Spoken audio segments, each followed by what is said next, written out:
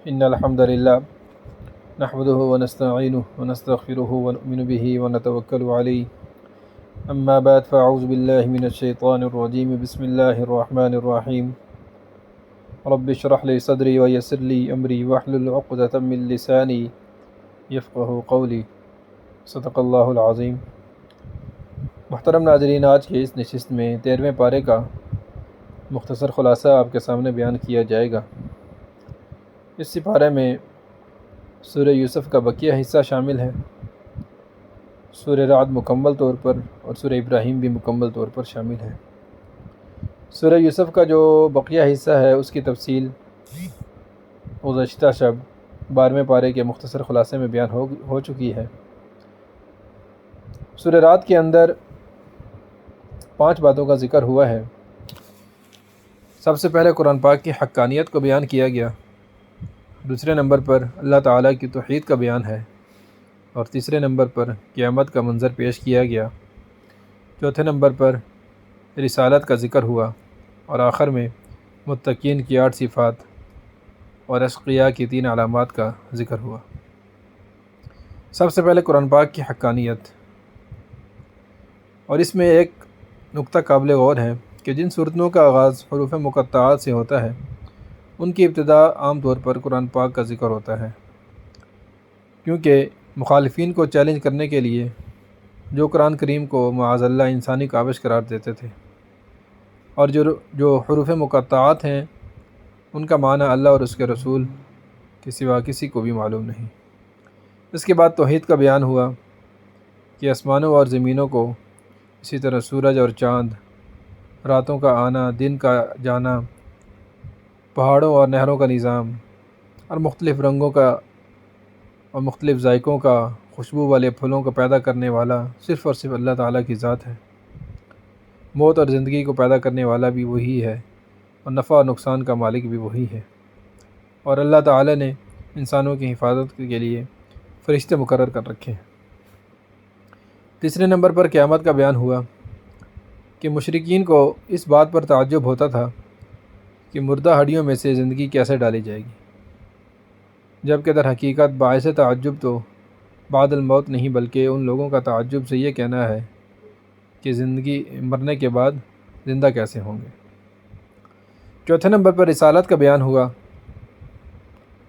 ہر قوم کے لیے کوئی نہ کوئی رہنما اور پیغمبر بھیجا جاتا ہے، اور تاکہ وہ اپنی قوم کو اللہ تعالیٰ کے ساتھ جو تعلق ہے اس کو بنانے کے طریقے بتا سکیں۔ 5ویں نمبر پر متقین کی صفات کا ذکر ہوا۔ متقین کی صفات کون کون سی ہیں؟ متقین کی صفات میں پہلی صفت وفاداری کی ہے۔ جو انسان متقی ہوگا اس کے اندر یہ صفت پائی جائے گی۔ اسی طرح متقین جو ہے صلہ رحمی کرنے والے ہوتے ہیں، اور متقین کے اندر اللہ تعالیٰ کا ڈر ہوتا ہے، خوف آخرت ہوتا ہے، اور متقین ہمیشہ صبر کرنے والا ہوتا ہے، اور متقی شخص ہمیشہ جو ہے نماز کی پابندی کرنے والا ہوتا ہے۔ 7ویں نمبر پر متقی انسان صدقہ کرتا ہے اور برائی کا بدلہ ہمیشہ اچھائی سے دیتا ہے۔ اس کے علاوہ بدبختوں کی علامات کا ذکر ہوا کہ بدبخت جو ہیں ان میں سب سے پہلی علامت یہ ہے کہ وہ ہمیشہ وعدہ خلافی کرتے ہیں، اور دوسری علامت ان میں یہ پائی جاتی ہے کہ قطع رحمی کرتے ہیں، اور آخری علامت ان میں یہ ہے کہ فساد فی الارض کرتے ہیں، یعنی اللہ تعالیٰ کی زمین میں فساد برپا کرتے رہتے ہیں۔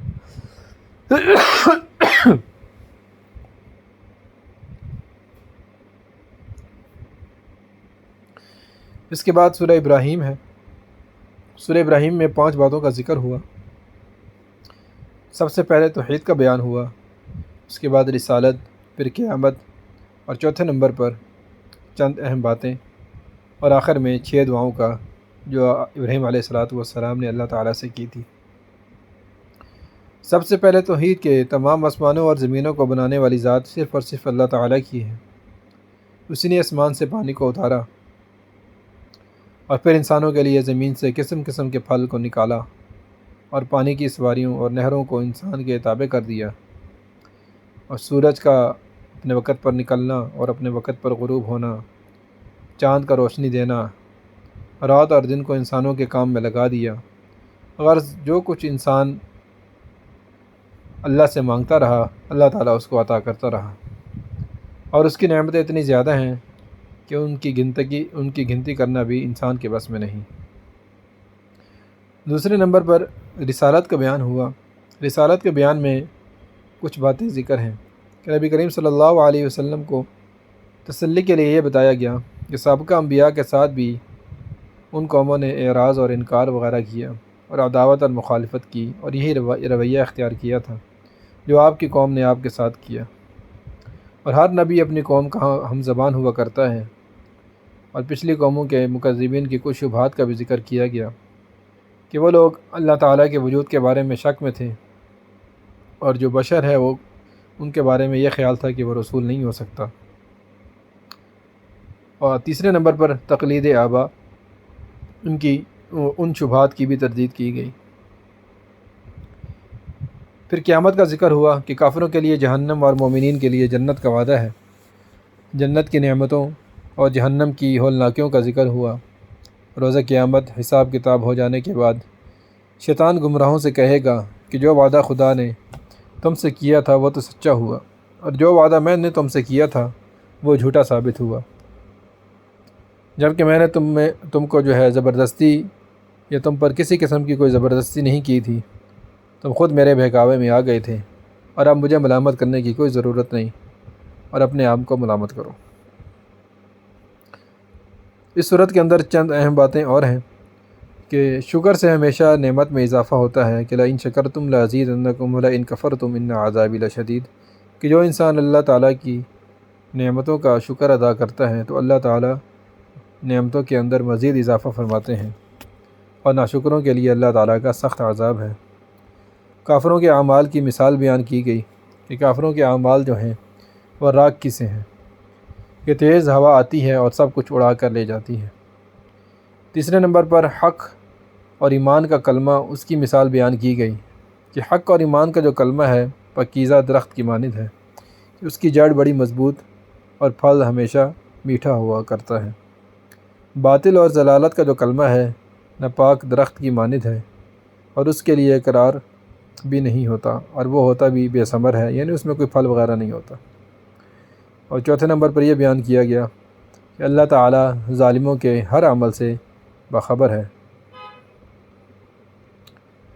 اور آخر میں 6 دعاؤں کا ذکر ہوا کہ جو حضرت ابراہیم علیہ السلام نے اپنے رب سے کی تھی۔